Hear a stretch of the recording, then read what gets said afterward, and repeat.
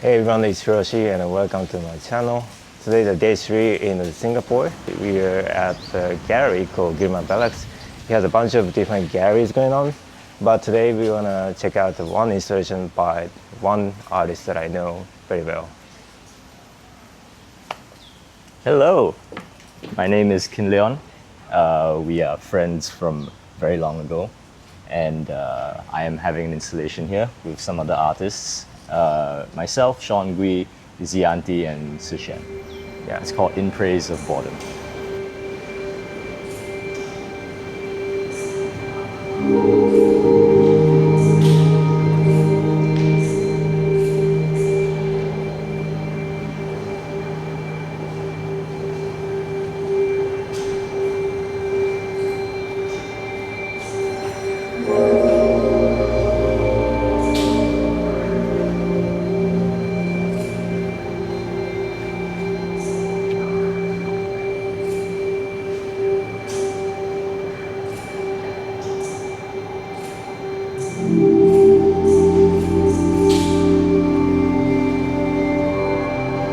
Thanks for being here. Yeah, of Welcome course. to my channel. Well, yeah, I was gonna be here today. Right. Thanks for coming.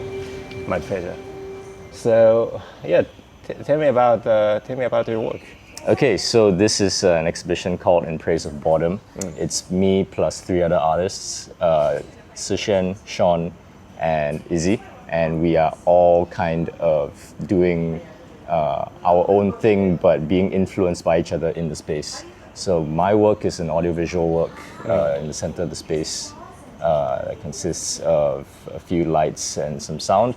And at the start and the end, you'll see a mix of kind of sculptural work, but also little electronic, kind of almost cybernetic works by Sushen.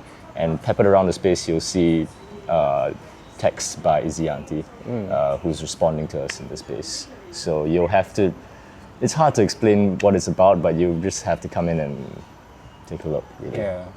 So obviously you did the audio, and what's your role in terms of making the visual part of it? Yeah, so it's actually my first time working with LEDs. Yeah, so everything in that middle space is kind of synced up to the audio. The lights are responding directly to the audio via Touch Designer, and the audio is running on Ableton.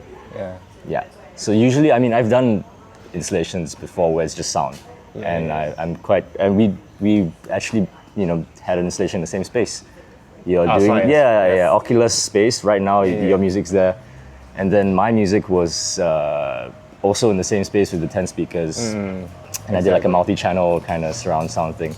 But this is the first time I'm working with LEDs and kind of syncing up the lights to the music exactly in a kind of 12-minute loop of, we call it a gentle opera. So entire audio is 12 minutes long. Yeah. Okay. Is this more like you just repeat a pre-recorded thing, or just like it has like a bunch of random clips going on and it's self-generative? It's pre-recorded. It's pre-recorded, but the LED panel, that visual is in a small way generative because it's responding to audio signal, right? It's responding to values. So the curve on those values creates kind of different glows on the LED panel every time. So it's like slightly different every time. Yeah. What was the most challenging thing for you when you were planning for this installation? Honestly, on the sound side, I'm good. Like I've done quite a few sonic installations. It sounds very much like you. Yeah. So sound-wise is fine for me, but the LED panel, I built it from scratch. Right. So I took LED strips, I cut it into more strips, and I created that kind of matrix. It's basically a TV. I essentially made a TV without the radio. Just one obviously. dot of the no, TV. But yeah. But it's like it's a really low resolution TV. Yeah. And then my brother and I made a frame for it with the diffuser sheet, and then it becomes this kind of almost like an ambient TV.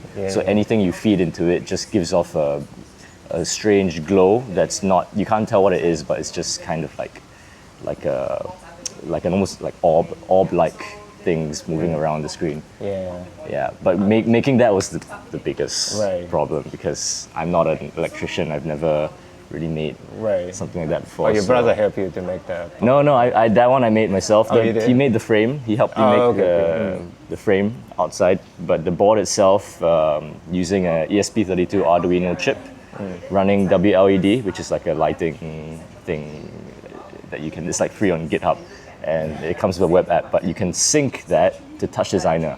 Yeah. Yeah, and Touch Designer is where most of the magic happens. So I can use Touch Designer to program scenes and to sync it to the audio, and so that's the fun part. But the actual cutting the strips and then I had to solder the strips and Yeah. I've never done that before. So.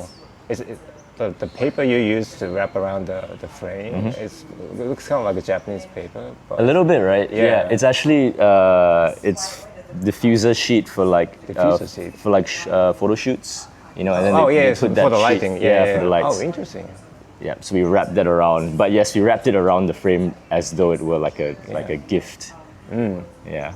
Typically, how we like to work is we'll come in every few days, and then with fresh eyes, we'll probably change it up again. Right. So I might add more scenes or program more scenes into the light and the sound.